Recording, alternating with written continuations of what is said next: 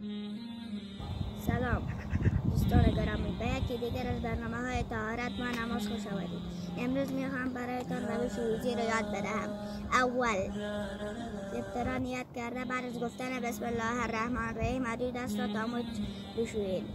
دوم شستن دهان با دست راست، سپس مسواک بزنید. اگر مسواک نبود با انگشت سبابه دندانها را تمیز کنید. آنکه حضرت محمد صلی الله علیه وسلم می‌فرمایند السواک مطهرة للفم و مرضاة للرب. مسواک زدن دهان را تمیز و خوشبو و خدا را خوشنود می‌کند.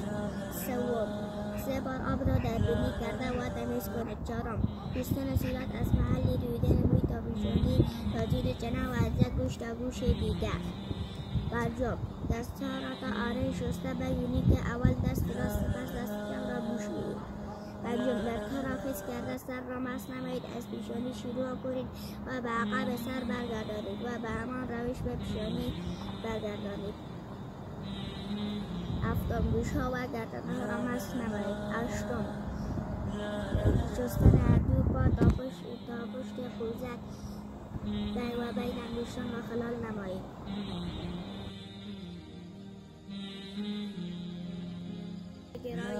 بعد از وضوء این دو دعا خوانده بشود: اشهد ان لا اله الا الله وحده لا شریک له و اشهد ان محمدا عبده و رسوله. گواهی می‌دهم که محمد صلی الله علیه وسلم بنده و فرستاده خدا است. دوم اللهم اجعلنی من التوابین و اجعلنی من المتطهرین.